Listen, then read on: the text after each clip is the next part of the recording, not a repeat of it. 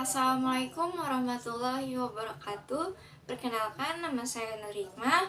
Di sini saya akan bercerita pendek tentang sikap rendah hati. Disimak baik-baik ya. Pada pagi hari, mereka belajar seperti biasa di tengah keramaian ruangan kelas yang membahas pelajaran bersama guru mereka, yaitu Bu Dita.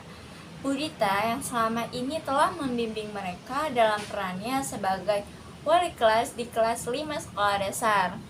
Dia dan Amel merupakan pelajar yang dikatakan pintar oleh guru dan teman lainnya.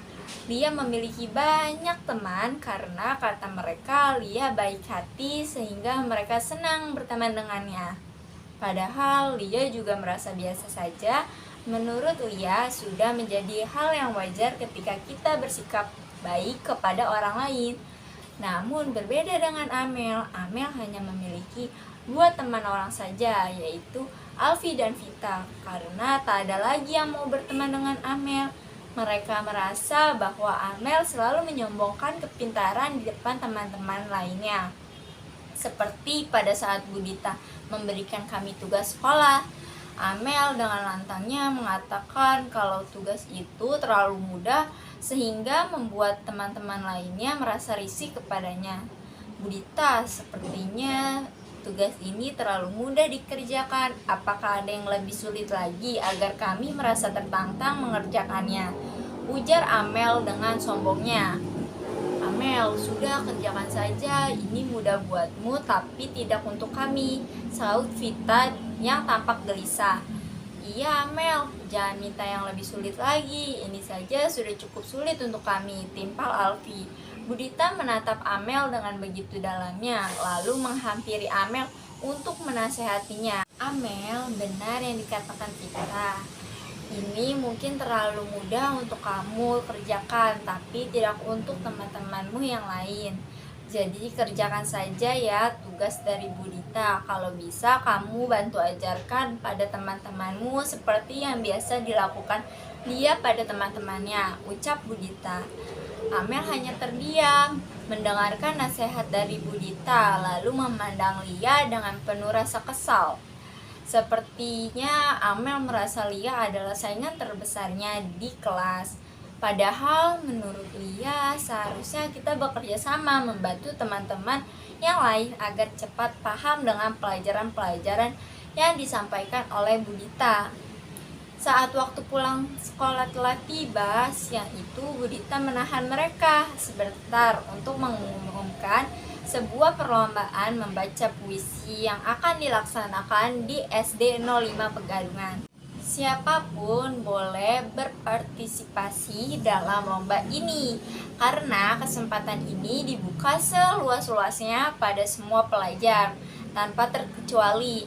Jadi, Ibu harap kalian bisa mengikuti lomba ini, terutama untuk Lia dan Amel, ucap Bu Dita dengan lantang.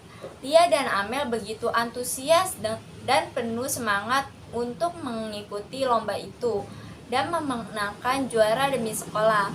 Sejak hari itu, Lia selalu berlatih membaca puisi di rumah maupun di sekolah setiap harinya.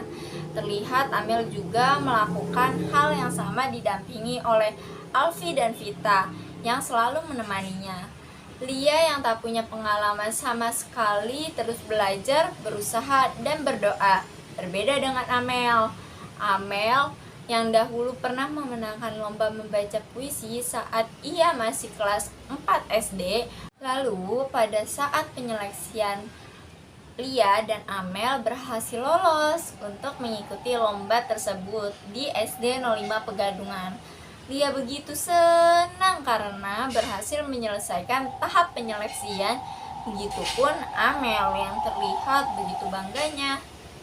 Saat perlombaan telah tiba, Lia dan Amel duduk sambil ditemani oleh beberapa temannya yang datang mendukung mereka. Lia dan Amel menunggu giliran dipanggil untuk maju ke depan membacakan puisi. Sambil menunggu, Lia menyempatkan diri untuk latihan kembali. Namun, Amel dengan santainya mengatakan bahwa dia jelas akan menjadi pemenangnya. Apa kamu tidak latihan lagi membacanya dulu, Mel? Sebelum dipanggil nanti, tanya Lia sambil menunjuk lembar puisi yang dibawanya.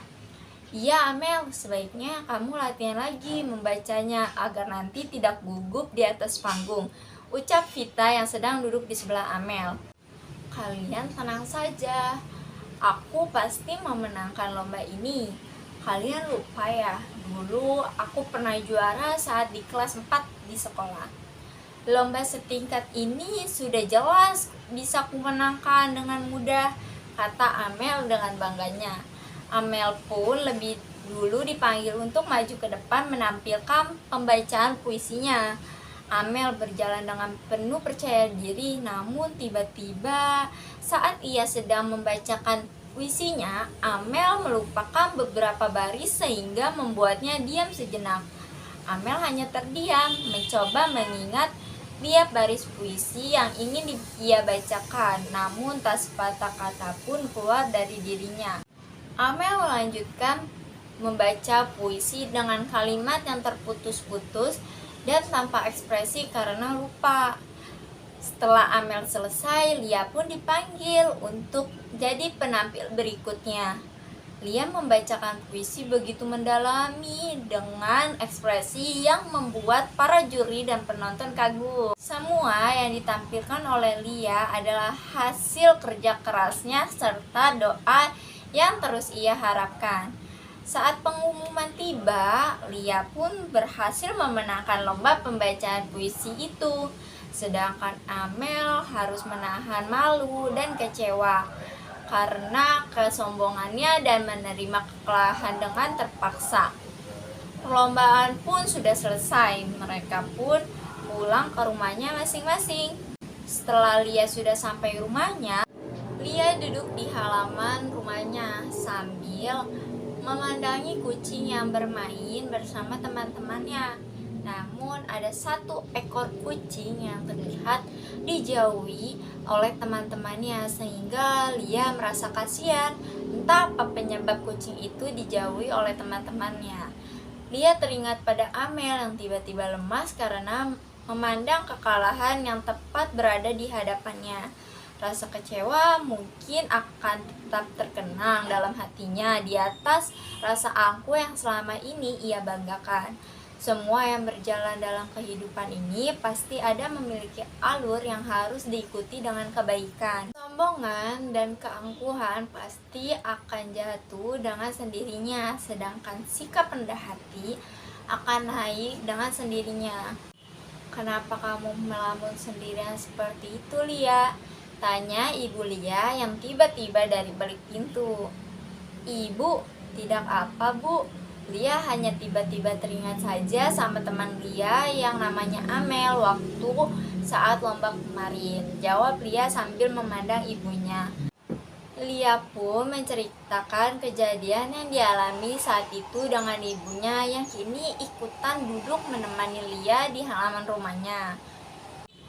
Ibu Lia yang mendengar cerita itu langsung meminta Lia untuk menemui Amel agar ia bisa berubah, sadar bahwa kesombongannya hanya akan melahirkan kebencian dan kegagalan. Keesokan harinya, Lia menghampiri Amel yang duduk merenung sendirian di kelas. Terlihat wajahnya masih tampak kekesalan dan rasa kecewa. Kamu mau apa, Lia? Kamu mau pamer kalau kamu juara 1 dan lebih baik dari aku ya? Tanya Amel yang terlihat kesal. Bukan begitu, Amel. Kamu tak perlu khawatir, dalam perlombaan kalah dan menang itu biasa dan kamu tidak perlu berputus asa seperti itu. Aku harap kamu bisa lebih rendah hati karena kelebihan yang kamu miliki itu semua pemberian dari Allah semata, ucap Lia dengan lembut. Amel tiba-tiba menangis terseduh-seduh karena penyesalan yang dia rasakan mulai menyadarkan dirinya dari kesombongan. Maafkan aku, Lia. Aku selama ini telah bersikap sombong pada kalian semua karena kepintaran yang kumiliki, ujar Amel sambil menghapus air matanya. Nah, sejak saat itu Amel pun berubah menjadi rendah hati dan menjauhi dari kesombongan. Aku dan Amel terus belajar bersama dan membantu teman-teman lainnya untuk bisa menjadi lebih baik lagi di sekolah. Nah, sudah berakhir cerita pendek dari saya. Kurang lebihnya mohon maaf. Wassalamualaikum warahmatullahi wabarakatuh.